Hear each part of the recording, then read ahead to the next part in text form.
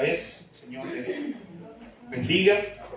Es un gusto poder compartir este culto de alabanza al Señor, para gloria y honra de nuestro Dios.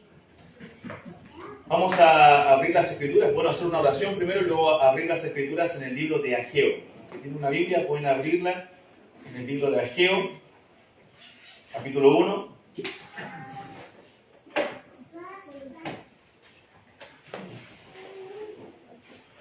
Y si no tiene una Biblia puede escuchar con atención la palabra de Dios.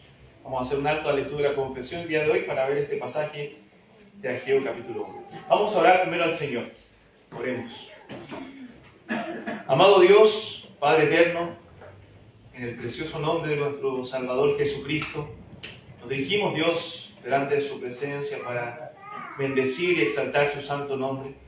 Señor, somos sus criaturas y dice su palabra que debemos cantar alegres a Dios, los habitantes de toda la tierra, venir ante su presencia con regocijo. Debemos servir a Jehová, porque usted nos hizo, y no nosotros a nosotros mismos, pueblos suyos somos y ovejas de su prado. Es por eso que debemos entrar delante de sus atrios con acción de gracias. Y venimos, Señor, delante de su presencia, de sus atrios, Señor, agradeciéndole sus bondades, agradeciéndole, Dios, sus misericordias, agradeciéndole, Señor, el privilegio de reunirnos para abrir las Escrituras, para estudiarlas, Señor, para aprender de ellas. Yo le pido que usted hoy las use poderosamente para enseñarnos, para guiarnos, para exhortarnos, y para que a través de nosotros, Señor, su iglesia, su pueblo, su santo nombre sea glorificado. Oh Dios, bendice a mis hermanos. Bendícelos, Señor. Bendice la obra de Carinares. Bendice a los que quizás nos visitan por primera vez el día de hoy, Señor. Guarda sus vidas, obra en ellos también a través de tu palabra. Señor, bendice a los que exponen tu palabra, Señor, en esta iglesia. A mi hermano Juan, a mi hermano Daniel, a mi hermano Edwin, Señor. Bendícelos grandemente. Llénalos de tu Santo Espíritu, que puedan ser ellos comunicadores fieles, Señor, de tu palabra, de tu verdad. Úsalos para tu gloria, úsalos para la edificación de tu pueblo, para la edificación de tu iglesia y para la salvación, Señor, de aquellos que no te conocen. Oh Señor, pedimos que tu gracia sea sobre nosotros, pedimos que tú nos perdones, Señor, nuestros pecados, nuestras maldades, Señor, y nos des luz para poder entender tu palabra, para poder comprenderla, para poder aplicarla a nuestra vida, Señor, y que pueda ella, Señor, transformarnos y santificarnos cada día. Bendito sea tu nombre. Te alabamos y pedimos tu bendición. En el nombre de Jesús. Amén. Bien, Ageo capítulo 1. Vamos a poner en contexto un poco el libro de Ageo, para que usted pueda entender el mensaje que va a leer a continuación. Ageo es un tremendo libro, un precioso libro de la Escritura, porque trae un mensaje de transformación, de cambio para el pueblo de Dios. Es un mensajero, un profeta que viene a comunicar verdades, a traer una exhortación a una nación que estaba en decadencia, a una nación que no estaba haciendo la voluntad de Dios, que no estaba haciendo lo que Dios le había mandado. Ageo es uno de los profetas post-exilio, o sea, él profetizó después del exilio, después del cautiverio babilónico que sufrió la nación de Judá, el pueblo de Israel. Ellos fueron llevados cautivos por su desobediencia, por su rebelión, por su idolatría, 70 años a un pueblo que se llamaba Babilonia, una nación, un imperio más bien, que se llamaba Babilonia. Fueron conquistados, el templo donde ellos adoraban a Dios fue destruido, los utensilios del templo con los cuales servían al Señor fueron robados, la ciudad fue destruida. Imagínense si otra nación sitiara Linares, nos rodeara y comenzara a dejarnos sin abastecimiento, sin provisiones, muriendo de hambre poco a poco, y luego nos robara absolutamente todo y nos llevara cautivos, ¿cierto?, a su nación, como esclavos. Eso le pasó al pueblo de Israel como castigo, al pueblo de Judá como castigo por su idolatría. De hecho, después de que ellos volvieron del cautiverio babilónico, nunca más fueron un pueblo idólatra. Nunca más se fueron tras otros dioses. Aprendieron la lección en ese sentido pero sí siguió siendo un pueblo desobediente, un pueblo que se alejó de Dios una y otra vez. De hecho, el Antiguo Testamento termina con el libro de Malaquías, con maldiciones por la desobediencia del pueblo, por la rebelión del pueblo de Judá. Entonces el mensaje de Ageo es un mensaje a volverse a Dios de todo corazón. Es uno de los profetas que tuvo éxito en su mensaje, que tuvo resultados positivos en el llamado que hizo al pueblo de Dios. El libro de Ageo son un par de oráculos, un par de mensajes que dio Ageo de parte de Dios, 4 mensajes que los dio en un periodo breve. El ministerio de Ageo fue breve, fue un periodo de 4 meses, donde él trajo el mensaje de Dios, y el llamado de Ageo era a que el pueblo de Israel reconstruyera el templo de Dios. El templo, cuando Nabucodonosor vino a conquistar al pueblo de Judá, fue destruido completamente. Este hombre destruyó el templo de Dios. El templo de Dios en el Antiguo Testamento era el lugar de adoración, el lugar donde se manifestaba la presencia de Dios. Imagínense, la gloria de Dios era vista por el pueblo en el templo, en el lugar santísimo, donde habitaba el Señor. Y fue destruido por este hombre, por lo cual el pueblo de Israel quedó sin un lugar donde se manifestara la presencia de Dios. Además de eso, fueron llevados cautivos a otro lugar donde no tenían ese templo de Salomón lleno de gloria que Salomón había construido. Entonces, no solamente la ciudad fue destruida, no solamente sus tierras, sus cosechas, sus casas, sino que el templo de Dios. Entonces, después de 70 años, imagínense, muchos de ellos eran una generación nueva que había nacido en Babilonia, volvieron a Judá después que los persas, ¿cierto?, conquistan Babilonia, y Ciro decreta que el pueblo de Judá podía volver a sus tierras. Usted puede leer el libro de Esdras y se va a dar cuenta de lo que sucedió ahí, el decreto de Ciro, y cómo el pueblo volvió con Zorobabel a su tierra natal, después de 70 años. Entonces volvían con un propósito. ¿Cuál era el propósito primero de este pueblo? El propósito primero era reconstruir el templo de Dios. Estaba todo destruido. Recuerden que las ciudades antiguamente tenían murallas, eran ciudades amuralladas para la protección, para que no fueran conquistadas esas ciudades. Entonces, esos muros también fueron destruidos, las ciudades, las casas fueron destruidas y el templo de Dios. Entonces, nosotros vemos en el libro de Nehemías, por ejemplo, que ese gobernador, ese hombre de Dios, ese hombre de carácter, con buen liderazgo, reconstruyó los muros de la ciudad. Pero antes, Dios había enviado a este pueblo con el propósito de reconstruir el templo, de Dios. Entonces, ahí es donde Ageo profetiza. ¿Por qué? Porque este pueblo había comenzado a reconstruir el templo de Dios, pero en medio de esa obra ellos se detuvieron. Vieron la oposición, vieron el peligro, se desanimaron en medio del proyecto y pararon la construcción. Y comenzaron a preocuparse de ellos mismos, a preocuparse de sus casas, de sus campos, de sus tierras, y no de hacer lo que Dios le había mandado. Entonces es ahí donde viene Ageo, y no solamente Ageo, sino que viene juntamente con él Zacarías, y profetizan al pueblo. Son profetas que escribieron un mensaje distinto.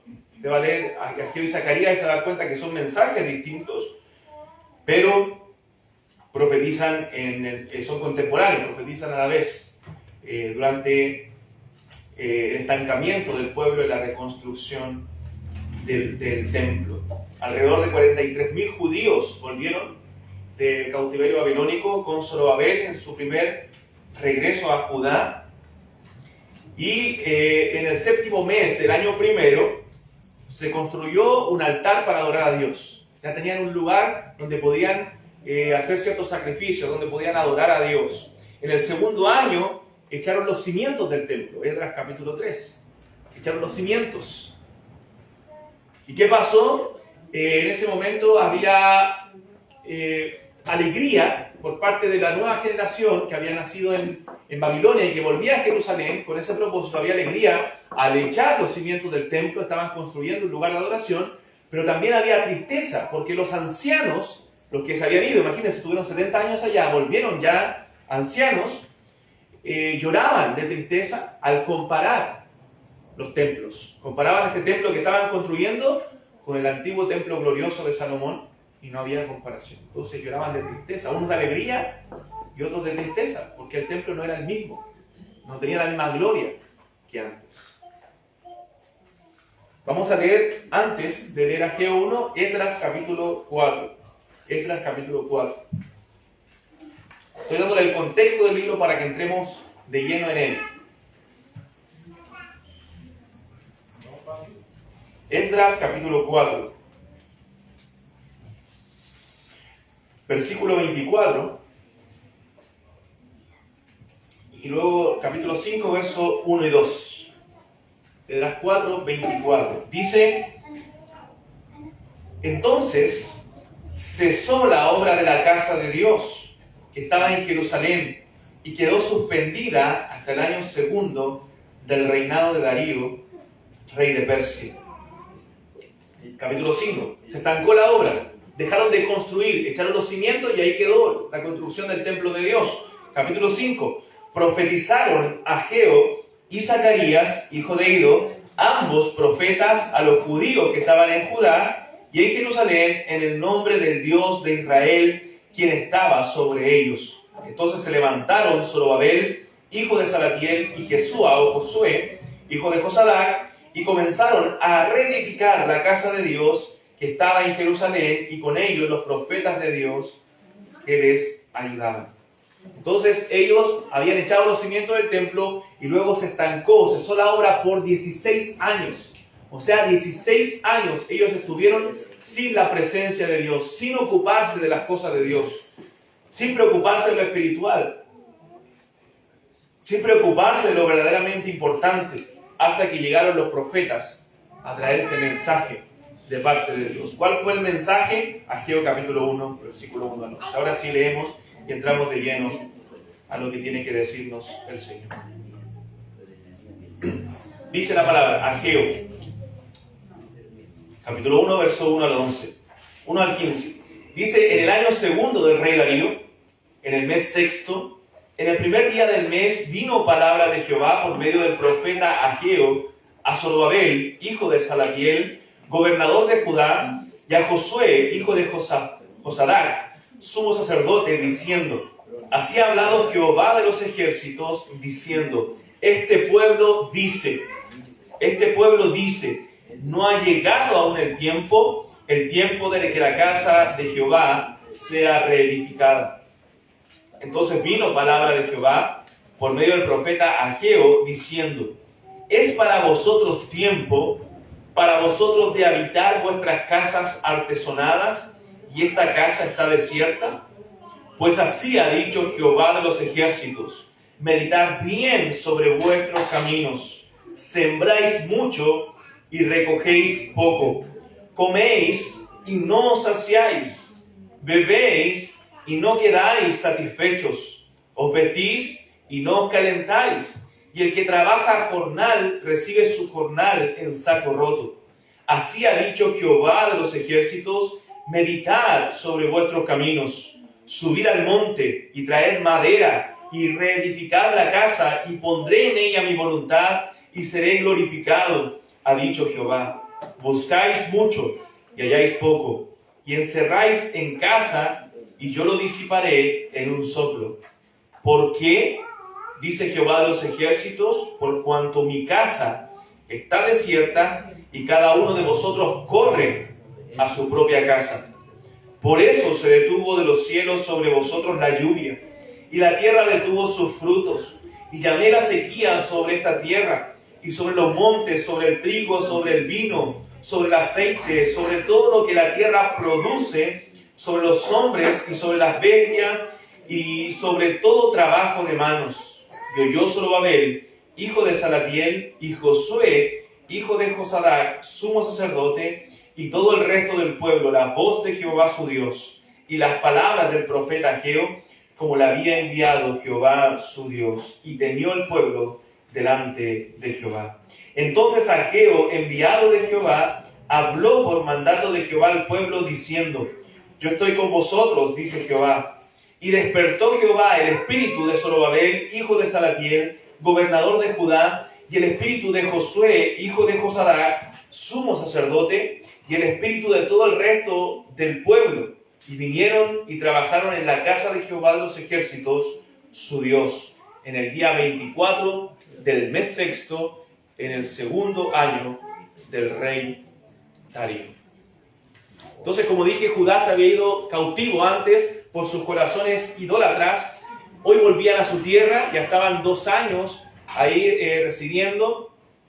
Y luego, cuando empezaron a construir el templo, ellos cesaron de la construcción del templo por 16 años. Y es entonces cuando viene Ageo y da su profecía. Quizás quedaban muy pocos de la generación que fue cautiva a Babilonia. Muchos habían muerto en Babilonia porque estuvieron 70 años allá. Pero aún el corazón de los hijos de Israel, a pesar de que había una nueva generación, estaba descuidando las cosas de Dios. Hermanos, yo quiero enseñar hoy día un tema, predicar un mensaje acerca del descuido de las cosas de Dios. Cómo nosotros muchas veces descuidamos las cosas de Dios, aún estando en la iglesia, aún diciendo somos creyentes, descuidamos lo más importante en nuestra vida. Eso fue lo que hizo este pueblo. Este pueblo iba con el propósito de edificar la casa de Dios, pero en el camino ellos se olvidaron, comenzaron bien, comenzaron a hacer lo que Dios le había mandado, pero luego se desanimaron. Y eso es lo que nos pasa muchas veces a nosotros. Comenzamos bien la carrera, comenzamos animados. A veces cuando viene un nuevo año hacemos hasta compromisos con el Señor y decimos, ahora sí yo voy a servir al Señor, ahora sí voy a ser fiel en varias cosas, pero comenzamos, pasan los primeros días, comenzamos bien, pero después dejamos las cosas que agradan a Dios, dejamos de ser disciplinados en nuestra vida espiritual. A veces comenzamos planes de lectura de la Biblia, ahora sí voy a leer la Biblia completa en 1 año, en 2 años, y llegamos 1 de enero, 2 de enero, 3 de enero, bien, y después en el camino ahí quedamos, tirados. Y no cumplimos los compromisos que hacemos con Dios. Este pueblo había hecho un compromiso de edificar la casa de Dios. Y hermanos, era más importante que construir un templo hoy día. A lo mejor nosotros no tenemos un lugar propio, es un lugar arrendado aquí donde estamos, pero no es tan relevante para nosotros construir, ¿cierto?, un edificio. ¿Por qué? Porque Dios no habita en templos hechos por manos humanas, dice la Escritura. Dios habita en medio de su pueblo. Cristo está donde están reunidos en su nombre. Podemos estar al aire libre y Dios está ahí en medio nuestro. Pero en el Antiguo Testamento era distinto. En el Antiguo Testamento, donde habitaba la presencia de Dios, era en el templo, era en el lugar santísimo.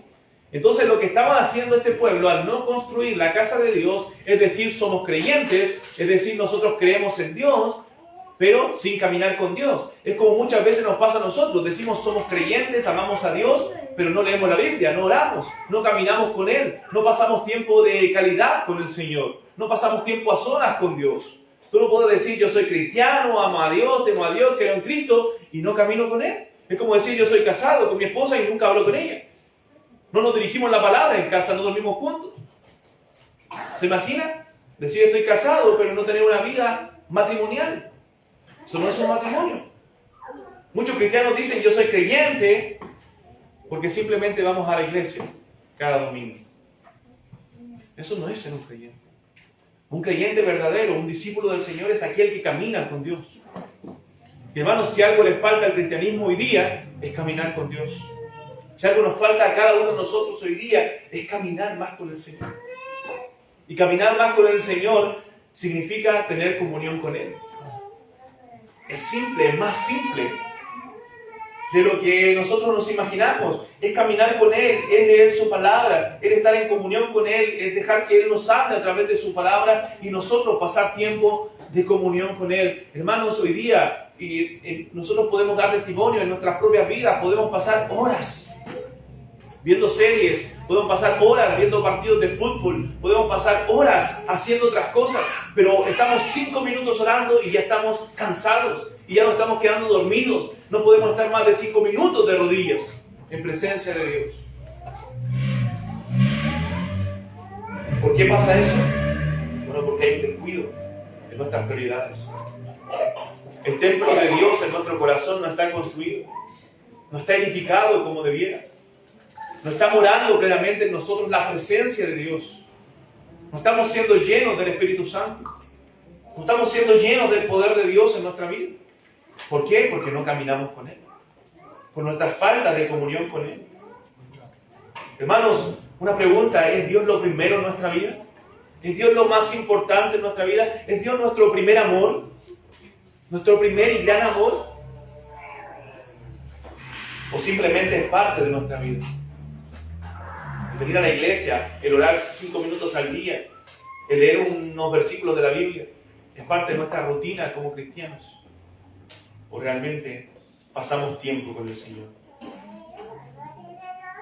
Y se ve en cómo invertimos nuestro tiempo, en cómo invertimos nuestra vida. Y no significa que tenemos que dejar de hacer las cosas de esta vida, el trabajo, los estudios, por simplemente estar todo el día leyendo la Biblia y orando. No se trata de eso, sino se trata de vivir en comunión con Dios y pasar tiempo de calidad con el Señor. Este pueblo, después del cautiverio babilónico, lo único que hizo fue ir en decadencia. Nosotros llegamos 100 años después del regreso del cautiverio babilónico. En el libro de Malaquías, cerca de 100 años después, vemos que Dios los reprende duramente y les dice a este pueblo de esta forma, que es conmovedora, que a mí entristece mi corazón porque pasa en nuestras propias vidas. Lo podemos ver hoy dentro de la iglesia de Cristo, donde el Señor le dice a este pueblo: el Hijo honra al Padre y el siervo a su Señor. Eso era natural, porque la ley decía que si un hijo no honraba a su padre, si un hijo era contumaz y rebelde, ese hijo iba a morir, iba a ser apedreado. Un siervo debía obedecer a sus amos. Y eso era lo natural, lo lógico. Y el Señor le dice: si el hijo honra al padre y el siervo a su señor, si pues yo soy padre, dice el Señor, ¿dónde está mi honra? Y si soy Señor, ¿dónde está mi temor? Dice Jehová de los ejércitos. Y le dice desde los sacerdotes, de los que servían en el templo: a vosotros, oh sacerdotes, que menospreciáis mi nombre.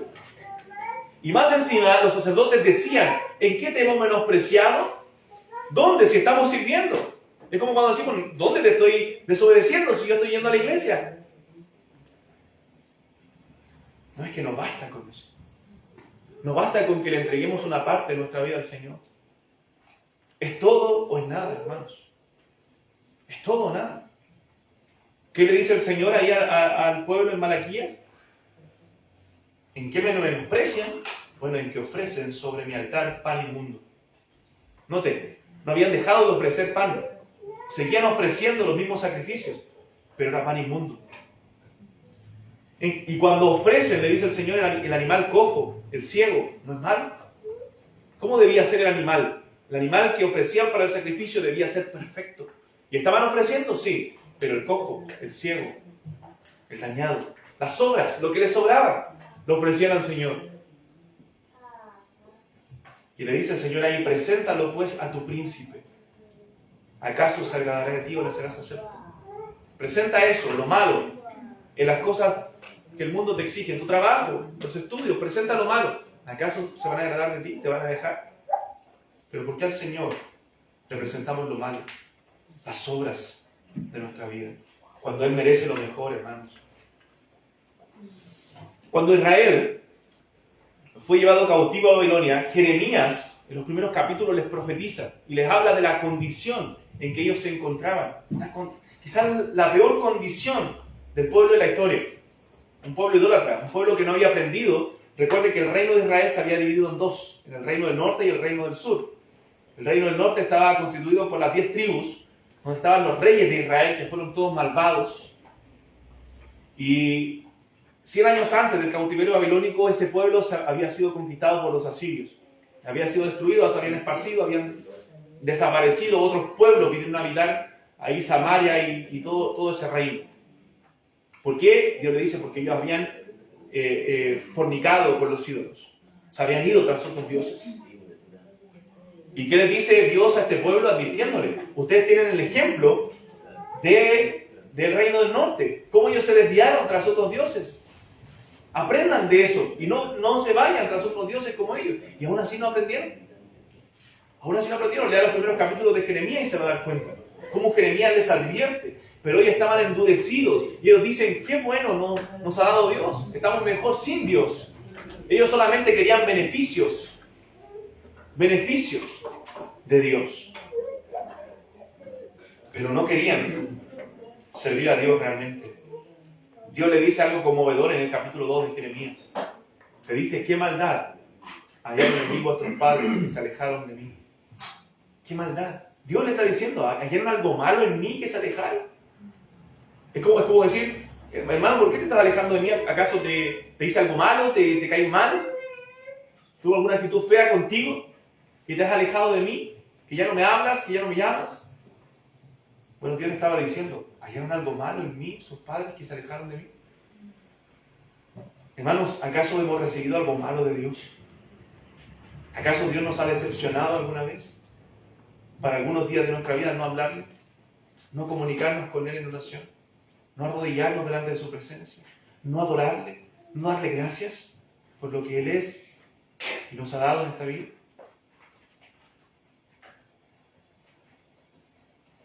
Pero a veces decimos, somos creyentes, y como si eso simplemente fuera venir a la iglesia. Hermanos, ser creyentes es vivir una vida transformada por el Señor, es vivir en comunión con Dios, es caminar con Él día a día. Estos judíos que entraron a su tierra, Judá, se encontraron con una serie de dificultades ahí en ese lugar. Por muchos años, por esos 70 años, la tierra había permanecido sin cultivar. Imagínense, tenían mucho trabajo que hacer. Una tierra sin cultivo, una tierra que tenían que trabajar mucho para volver a sembrar su propia comida, de lo que se iban a abastecer en el futuro. Entonces había que trabajar mucho. También Jeremías y Ezequiel nos dicen que los judíos que se habían quedado en esa tierra, algunos judíos se habían quedado ahí, ellos se tomaron las casas de algunas de las familias que estaban en cautiverio babilónico. Entonces tenían que también sacarlos de ahí y bueno, habitar sus casas que estaban destruidas. Y la reconstrucción del templo, que era su propósito principal, tenía oposición externa. Habían pueblos de fuera que no querían que el templo fuera reconstruido, que la ciudad fuera reconstruida y que ellos volvieran a habitar sus casas. Y aparte había un grupo de ancianos que había vuelto, de los que habían sido llevados cautivos, que estaban tristes porque comparaban la gloria de la Jerusalén pasada con este templo que se estaba construyendo. Y eso trajo desaliento. ¿Qué pasó? Los que regresaron no sintieron apremio por reconstruir la casa de Dios. Y durante 16 años ellos dejaron a Dios. Durante 16 años no estuvo Dios en sus vidas. Imagínense, el lugar donde Dios se manifestaba no estaba construido. Y el Señor les reprende a través de Ageo. Y les dice a ustedes, corren a sus propias casas. Corren para las cosas que son de ustedes. Corren cuando se trata de ustedes mismos. Pero mi templo, mi casa, está desierto. Cuando se trata de las cosas de Dios, nunca tenemos tiempo. Cuando se trata de hacer lo que Dios manda, no, es que no puedo. Pero cuando se trata de mí, corremos tras esas cosas. Eso reprende Dios a este pueblo. Un pueblo que no quiso reconstruir. Imagínense, por 16 años sin Dios. Por 16 años sin la presencia de Dios. Hermanos, yo estoy alentando allá en la iglesia de San Carlos a que los hermanos lean más la Biblia. Tratando de motivar a que pasen más tiempo con Dios. A que oremos más. A que nos propongamos metas para conocer más de la palabra de Dios. Porque pasamos muy poco tiempo con Dios. Muy poco. Yo no quiero preguntar, pero pregúntate a ti mismo, ¿cuánto tiempo pasas con Dios a diario? Si es que es a diario. A veces pueden pasar en algunos cristianos semanas, días, sin orar, sin ir a la Escritura. Y no les da nada. No les da absolutamente nada. Eso es muy triste, hermano. Eso es un indicio de que hay un problema en el corazón, de que debes arrepentirte, de que debes volverte al Señor y poner a Dios en lo primero de tu vida, aún en lo primero de tu día.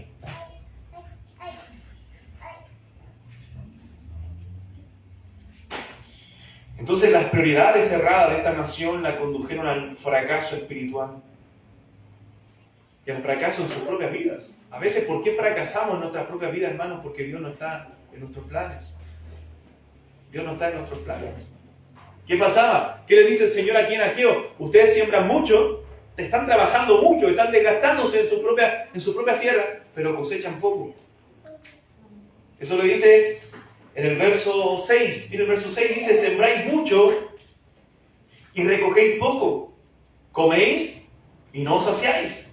Bebéis y no quedáis satisfechos. Os vestís y no os calentáis. Y el que trabaja jornal recibe su jornal en saco roto. Versículo 9. Buscáis mucho y halláis poco. Y encerráis en casa. Y yo, dice el Señor, lo disiparé en un soplo. ¿Por qué? Dice Jehová de los ejércitos: por cuanto mi casa está desierta y cada uno de vosotros corre a su propia casa. O sea, el Señor les está diciendo: yo soy el que estoy causando esto a ustedes.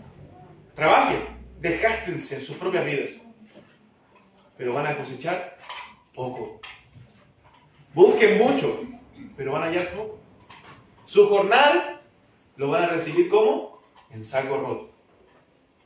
Se le va a ir como agua entre los dedos. ¿Por qué? Porque mi casa está desierta. Porque ustedes procuraron ocuparse en otras cosas y no es lo más importante. Bueno, no significa que vivir nuestras vidas en este mundo sea malo. El Señor nos da mandatos respecto a eso también, ¿no? Pero a veces corremos tras esas cosas y olvidamos lo más importante en nuestra vida. Y es por eso que a veces nos va mal en lo que hacemos. Por eso que a veces no hay bendición en lo que hacemos. No hay gozo, no hay paz en nuestro corazón. ¿Por qué? Porque Dios no está ahí. Porque Dios no va a bendecir planes donde Él no está. Así de simple, hermanos. Él no va a bendecir planes donde Él no es considerado, donde Él no es lo primero, donde Él no es honrado, donde Él no es bendecido, donde cuando no hacemos las cosas para su gloria. Dios no va a bendecir cosas que están en contra de sus planes. Es un ateísmo práctico. No somos ateos, y no diríamos soy ateo, pero en la práctica parecemos ateos. ¿Por qué? Porque Dios nunca está. Nunca se habla de Dios en la casa. Nunca se lee la Biblia en la casa. Nunca se ora en la casa. Nunca se dice, si Dios quiere realmente en mis planes, en mis proyectos, entonces Dios no está en ningún lugar. Eso le pasaba a cristianos, a los creyentes o pseudo creyentes en el libro de Santiago. Muchos de ellos, Santiago les dice: ustedes van, negocian, hacen todas las cosas y no dicen, si el Señor quiere, haré esto aquí. Si el Señor quiere, sucederá esto o lo otro. Sino que planificamos sin Dios. ¿Qué le dijo el Señor en una parábola a ciertos hombres codiciosos? El Señor le dice, había un hombre, le cuenta una historia, le dice, había un hombre que había producido mucho, un hombre riquísimo. A tal punto que este hombre hablaba consigo mismo y decía, wow, ¿qué voy a hacer? Derribaré mis graneros y los construiré mayores, los haré más grandes. Y diré a mi alma, alma, come, bebe, regocíjate. Es como decir, hoy, ya he trabajado tanto, me he ganado todo esto yo solo, ahora voy a descansar, voy a regocijarme, voy a viajar, voy a hacer todo lo que mi corazón quiere. Pero Dios no estaba ahí, en los planes de ese hombre. Y dice Cristo en la parábola, y Dios le dijo, necio, esta noche vienen a pedirte tu alma, y todo lo que has provisto, ¿de quién será? O sea, él se estaba planificando sin Dios en su vida, pero no sabía que esa noche iba a morir. A veces planificamos en nuestra vida, soñamos con cosas, trabajamos para ciertas cosas, pero no consideramos lo más importante que es Dios. Y no estamos preparados para partir de este mundo. No estamos preparados para la eternidad. No sabemos si pasaremos la eternidad con el Señor. Porque hemos gastado nuestra vida en este mundo haciendo nuestro cielo aquí y no esperando nuestro cielo allá. Entonces Dios le dice, necio, esta noche morirás. Y todo lo que has provisto, ¿de quién será? Dice el libro de Timoteo, Pablo dice ahí a Timoteo, porque nada hemos traído a este mundo y sin duda nada nos podremos llevar. Así que teniendo sustento y abrigo, estemos contentos con esto. Y luego termina la parábola con la enseñanza principal, donde Cristo dice, así es el que hace para sí tesoro y no es rico para con Dios. Así es el que hace para sí tesoro y no es rico para con Dios. No importa cuántos tesoros tenga en esta vida. A lo mejor no los tienes, pero estás luchando por ellos. Eso indica dónde está tu corazón. Donde está tu tesoro, dice la Biblia, allí está tu corazón. La pregunta es, hermanos, ¿dónde está nuestro corazón? ¿Quién es el dueño de nuestro corazón? ¿Personas de este mundo? ¿Cosas de este mundo? ¿O el Dios todopoderoso que creó el mundo? ¿Quién es el dueño de nuestro corazón? A veces en nuestro hablar, podemos compartir más, y en nuestro hablar se evidencia dónde está nuestro corazón. Porque la Biblia dice que la abundancia del corazón habla la boca. Y normalmente hablamos de lo que más nos gusta, de lo que nos apasiona, de lo que nos llena. Y a veces hablamos y hablamos y Dios no está ahí. En esas conversaciones, Dios no está en nuestras palabras, Dios no está en nuestros proyectos. Eso evidencia dónde está nuestro corazón. Evidencia dónde realmente estamos. ¿Qué hizo este pueblo? Ocupó toda su energía, todo su dinero en reconstruir sus propias casas. Y Dios le dice, miren sus casas artesonadas. Eso significa sus casas adornadas. Tienen sus casas bonitas, ya reconstruidas. Pero el templo de Dios está destruido. El templo de Dios está destruido. Trabajan, corren a sus propias tierras, a sus propios trabajos, pero se olvidaron de Dios. Es por eso que Dios ha traído maldición. Es por eso que Dios no los ha bendecido. Porque se olvidaron de reconstruir el templo de Dios, de edificar la casa de Dios. A veces estamos bonitos por fuera, pero el altar de Dios es nuestro corazón. El templo de Dios es nuestro corazón destruido. ¿Por qué? Porque no caminamos con Dios. Porque no andamos con Dios. Hermanos, ¿caminas con Dios?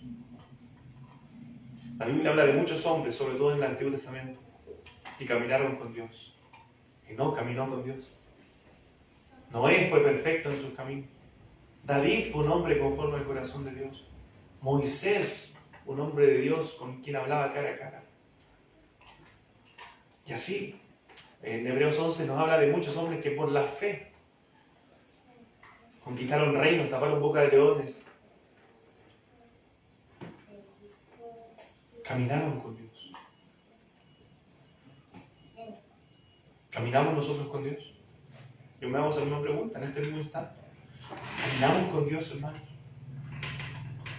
A veces lo que lamento es que nos conformamos con un cristianismo tan mediocre. Tan mediocre. A veces prácticamente tenemos que rogar a las personas para que vengan a congregarse. Cuando el domingo, el día del Señor, debería ser el día más esperado para el cristiano.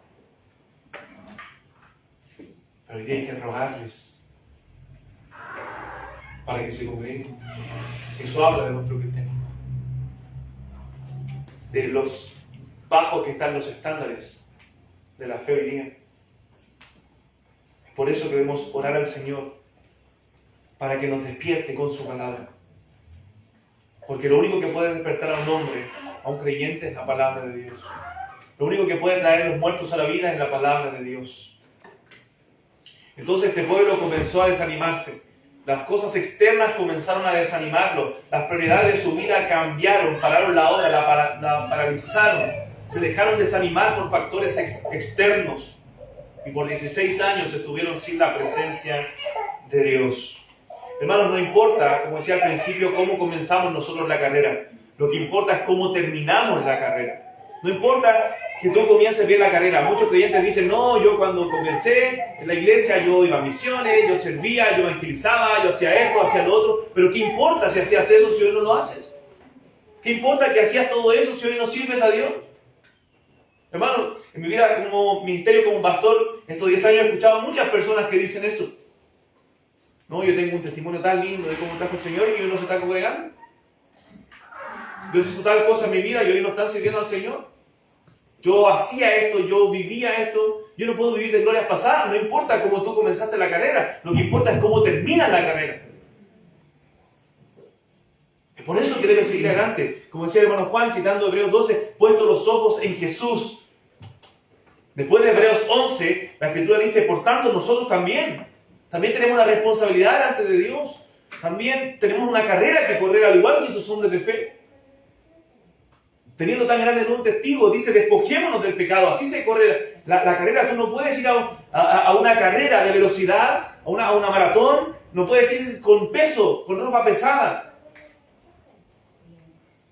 No puedes ir con abrigo, porque te va a estorbar. ¿Cómo tienes que ir liviano? Y así dice, tenemos una carrera por delante, ahora despójense de ese peso. ¿Cuál es el peso? El pecado que nos asedia. Y corramos con perseverancia, con paciencia, la carrera que tenemos por delante. ¿Cómo debemos correr esa carrera? ¿Con qué enfoque? Puesto los ojos en Jesús, el autor y consumador de la fe. El cual, por el gozo, y ahí comienza a explicar la obra de Cristo, el Evangelio es lo que nos mantiene en pie, el Evangelio es lo que nos levanta cada día, hermanos, así como Cristo, por el gozo puesto delante de Él, que era su pueblo, lo que Él iba a alcanzar, la obra que Él iba a hacer, el gozo puesto delante de Él, sufrió la cruz, menospreciando todo lo oprobio, y se sentó a la diestra del trono de Dios. Y ahora dice el escritor de Hebreos, consideren aquel, cantábamos ese pasaje, consideren aquel, ¿qué significa? Ahora miren aquel, consideren el Evangelio, consideren a Cristo que sufrió tal hostilidad de pecadores contra sí mismo, para que tu ánimo no se canse hasta desmayar. No, es que estoy cansado, ya no puedo seguir. Bueno, mira a Cristo, Él fue a la muerte por ti. Considera aquel. Considéralo. Y luego dice, porque aún no habéis combatido hasta la sangre, luchando contra el pecado. O sea, tienes que estar dispuesto a morir en esta carrera. Me impresiona que en Apocalipsis, en el mensaje a las iglesias, el Señor le dice a la iglesia que la fidelidad es más importante que la vida. Porque le dice, sé fiel hasta la muerte, y yo te daré la corona de la vida. O sea, no importa que mueras, lo que importa es que seas fiel, le dice el Señor. Sé fiel hasta la muerte.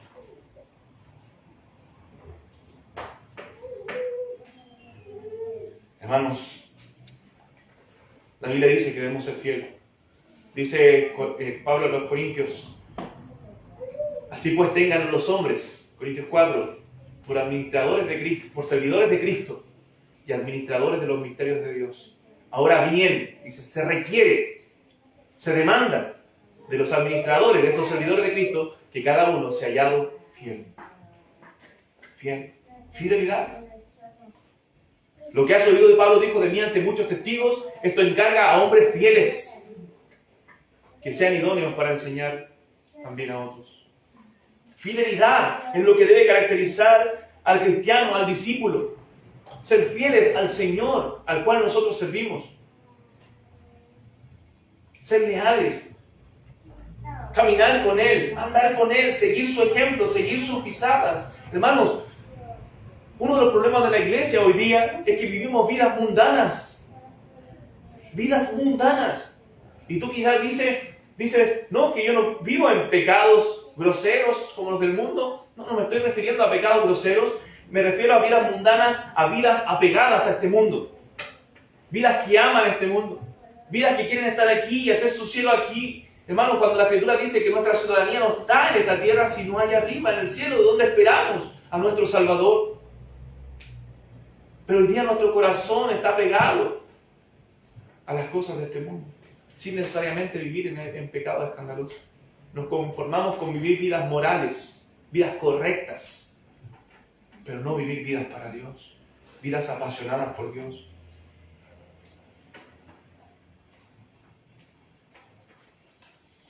Ellos vivieron vidas mundanas, por eso corrían a sus casas, pero la casa de Dios estaba desierta.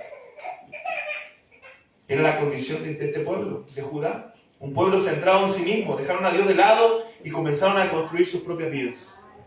Vamos, viviendo el día a día y edificando nuestras vidas. Y la presencia de Dios en tu vida, la pasión por Dios, el amor por Dios, el fervor por Dios se había perdido. Hermanos, sinceramente responde esto en tu corazón. Mientras yo lo respondo en el mío también. ¿Cuándo fue la última vez que te quebrantaste con la palabra de Dios? ¿Cuándo fue la última vez que lloraste de rodillas en la presencia de Dios? ¿Cuándo fue la última vez que sentiste la presencia de Dios en tu vida? ¿Cuándo fue la última vez que oraste con fervor en tu intimidad con Dios? ¿Cuándo fue la última vez que te deleitaste en la palabra de Dios, que fue más dulce que la miel a tu boca? ¿Cuándo fue la última vez que dijiste, wow, qué maravilloso es este texto de la Escritura? A veces ni siquiera lo recordamos. Ni siquiera lo recordamos. ¿Por qué? Porque estamos corriendo a nuestras propias casas. Y la casa de Dios está desierta.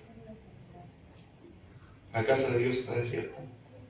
Ojo que este pueblo no decía, en el versículo 2 dice, no hay que edificar la casa de Dios. No es que no les importaba. ¿Qué decía en el versículo 2? Así ha hablado Jehová de los ejércitos, diciendo a este pueblo, dice. ¿Qué decía el pueblo? No ha llegado aún el tiempo de que la casa de Jehová sea reedificada. No es que no iban a construir, ellos decían, no es tiempo todavía, falta. Es como cuando nosotros decimos, no, es que algún día me voy a comprometer con el Señor. Algún día voy a ser un mejor cristiano. Algún día voy a leer la Biblia completa. Algún día voy a orar un poco más. Y ese algún día nunca llega. Algún día voy a ir más a la iglesia. Nunca llega. Porque estamos preocupados de nosotros mismos. Eso decía este pueblo. Algún día vamos a reedificar la casa de Dios. Hermanos, Dios lo quiere todo de nuestra vida. Todo nuestro corazón. Amarás al Señor tu Dios con todo tu corazón, con toda tu alma, con toda tu mente, con toda tu fuerza. Ese es el primer y gran mandamiento. Los mandamientos que Dios daba en su palabra, los mandamientos de la ley moral de Dios que indica lo que a Dios le agrada y le desagrada, lo que es bueno y lo que es malo. Nos dice el primer mandamiento que no tendremos dioses ajenos delante de Él.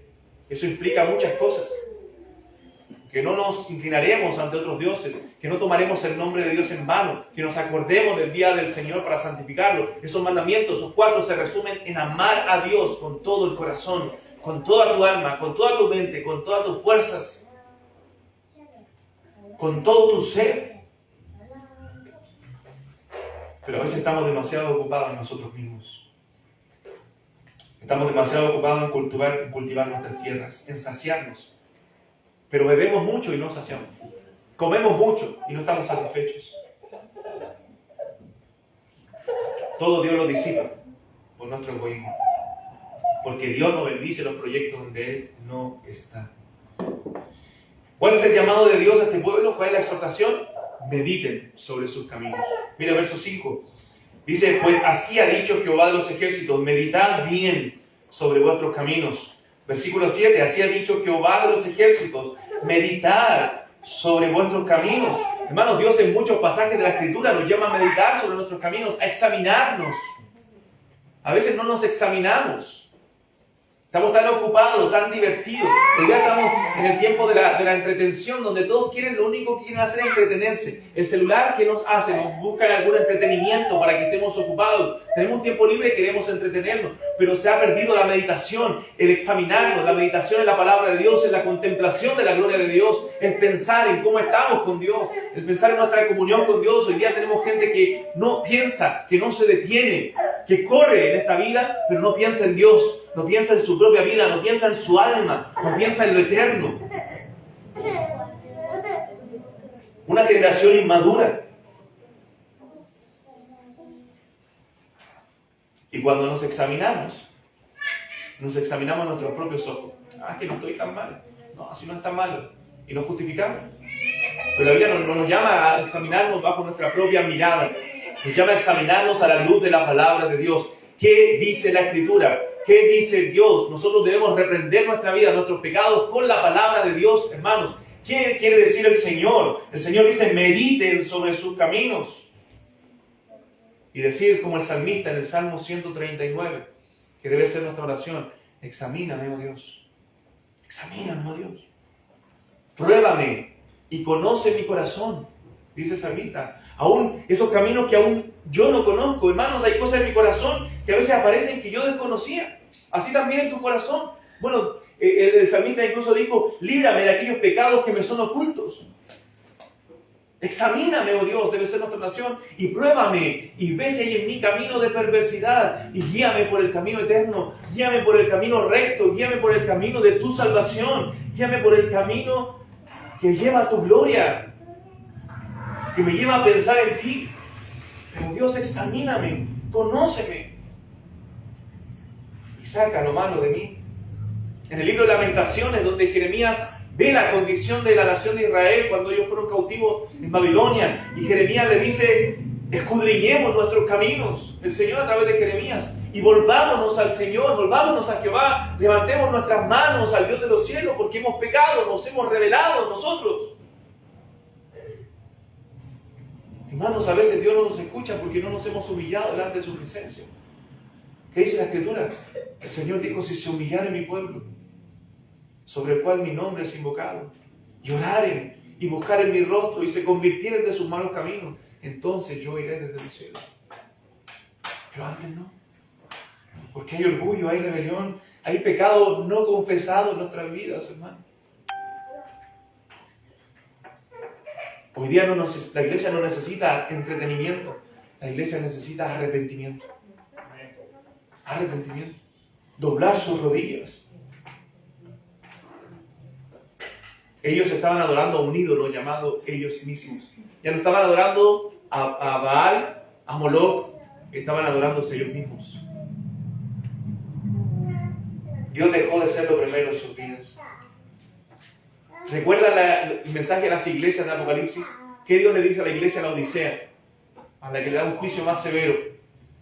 Dios le dice: tú dices, ¿no? Tú te has examinado, te has autoexaminado, y tú dices: yo soy rico y me he enriquecido y de ninguna cosa tengo necesidad. Ellos se habían mundanalizado, se habían adaptado a la cultura. La Odisea era una ciudad rica. Y ellos decían: yo también soy rico y me he enriquecido. ¿Y sabes lo que dice el Señor? Y tú no sabes que eres un pobre, ciego, desventurado, desnudo. Eso es lo que eres. Tú crees que estás bien, pero no estás bien. Hermanos, a veces creemos que estamos bien, pero no estamos bien. ¿Y sabe qué? Que yo puedo tener una apreciación de usted y decir: ¿sabes qué, hermano? Yo te veo ahí nomás, te veo más o menos, o te veo bien, o te veo mal, o te veo delgado. Pero puede ser subjetiva, mi apreciación es subjetiva. Puede ser no certera, me estoy equivocando, a lo mejor está llena de prejuicios. Pero cuando el Señor lo dice, eso es infalible. Cuando el Señor le estaba dando un diagnóstico a esta iglesia, eso era seguro, infalible. El Señor no falla en su diagnóstico. Y le está diciendo la real condición de la iglesia.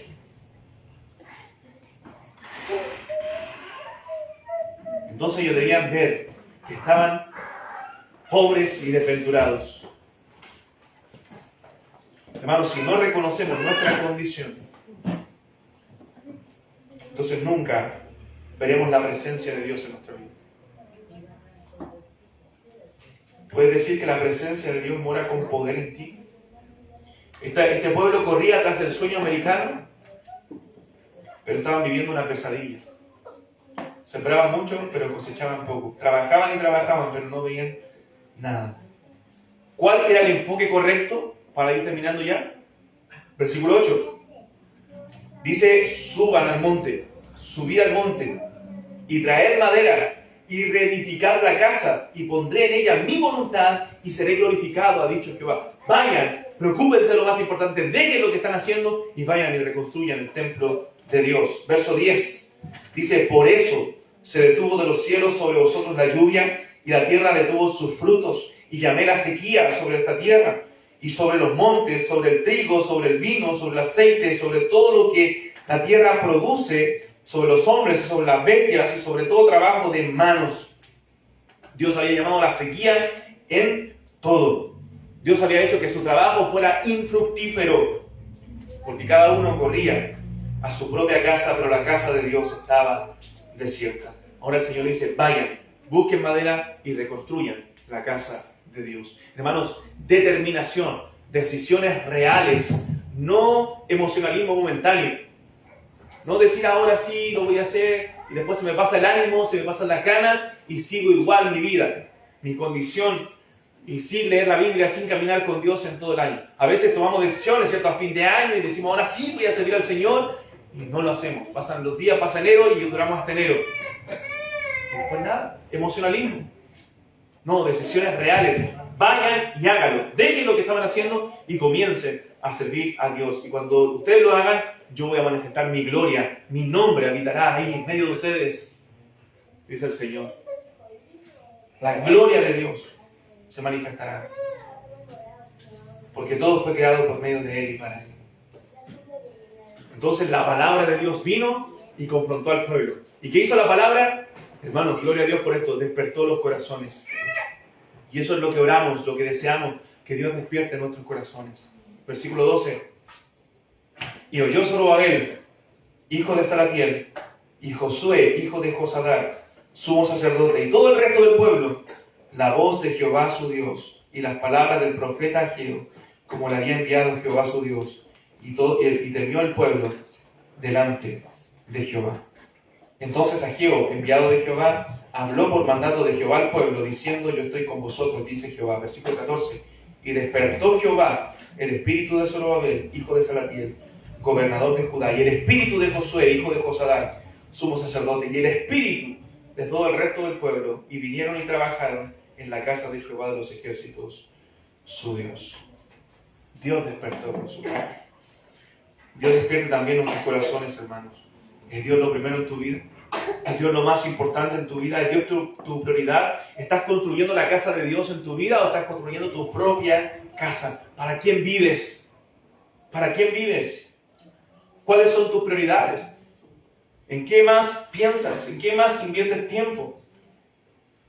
¿Vives realmente para Dios? Bueno, Dios nos hace un llamado a que Él sea lo más importante en nuestra vida. A que Él sea lo más importante. Quitar cualquier cosa que esté en el trono que estorbe nuestro servicio a Dios. Y examinar nuestros caminos. Y volvernos al Señor. En el capítulo 2 de Ageo, vemos que es manifestado, presentado Cristo también y su gloria como el deseado de todas las naciones. Dice el capítulo 2, versículo 7, versículo 6, dice, porque así dice Jehová de los ejércitos, de aquí a poco yo haré temblar los cielos y la tierra, el mar y la tierra seca, y haré temblar a todas las naciones, y vendrá el deseado de todas las naciones, y llenaré de gloria esta casa, ha dicho Jehová de los ejércitos. En el Antiguo Testamento, en el templo de Dios, habitaba la gloria de Dios. En el Nuevo Pacto, Cristo es la imagen misma de la gloria de Dios. Es el resplandor de la gloria de Dios. Entonces, si no caminamos con Cristo, si no andamos con Cristo, entonces estamos alejados de Dios. Y Cristo dijo, separados de mí, nada podéis hacer. Hermano, nuestra tarea como cristianos es seguir a Cristo, es ser servidores de Cristo, es caminar con Cristo. ¿Hay algo malo que Dios haya hecho en nuestra vida para no seguirlo? ¿Hay algo más glorioso que nuestro Señor Jesucristo que nos desvíe la mirada de Él? ¿Hay algo que brille más que Él para no abrazarlo solamente a Él? Yo sé que tu respuesta va a ser no. Entonces, ¿por qué seguimos otros caminos y no el camino de Dios? ¿Anhelas la gloria de Dios en tu vida? ¿Anhelas caminar con Dios? ¿Anhelas ser más santo, hermano? ¿Más espiritual, más lleno de Dios? Bueno, camina con el Señor. Caminemos con Él para que la gloria de Dios y el poder de Dios se manifieste en nosotros. Es la única forma. No hay otra. A lo mejor tú dices, yo nunca he caminado con Dios. Yo no conozco a Dios. Bueno, hoy es el día también en que puedes conocer a Cristo. Que puedes rendirle tu vida a Él. Que puedes orar a Él, clamar desde lo profundo de tu corazón y pedirle que Él muera en tu vida. Él murió en la cruz, dice la Escritura, para perdonar el pecado de aquellos que creen en Él. Bueno, mira al Salvador. Mira a Cristo que pagó el precio en esa cruz para perdonar también tus pecados. Pídele a Él que te salve. Ora en tu corazón. Pídele desde lo más profundo de tu ser conocer la gloria de Dios. Ver a ese Dios glorioso, a ese Dios precioso, para que puedas servirle, amarle y honrarle con tu vida. Porque Él puede perdonar tus pecados, Él puede dar paz a tu corazón, Él puede dar vida a tu alma. Porque solo en Él hay salvación. En ningún otro hay salvación, dice la Escritura, porque no hay otro nombre bajo el cielo de los hombres en que podamos ser salvos, solo en Cristo. Oremos. Amado Dios, agradecemos por tu palabra. Señor, habla a nuestros corazones a través de ella y motívanos, Señor. Despierta nuestro espíritu para servirte, para honrarte, para alabarte, Señor, y bendecir tu nombre. Que nuestras vidas sean un testimonio público de servicio a ti, Señor. Oh Padre, tú eres glorioso. Cristo, nuestro Señor, es glorioso. Y te debemos nuestra vida, Señor. Ayúdanos a andar vidas dignas del Evangelio de Jesucristo. Vidas que te honran, vidas apasionadas, vidas llenas del Espíritu Santo. Ayúdanos a humillarnos delante de ti, a pedirte perdón por nuestros pecados, nuestras maldades, Señor. Ayúdanos, Señor, a reconstruir el templo en nuestro corazón, a reconstruir el altar de Dios en nuestra vida, para que tú seas todo en nosotros. Oh, bendice esta iglesia y a mis hermanos. Te lo pido en el nombre de Jesús, nuestro Salvador. Amén. Señor les bendiga, hermanos.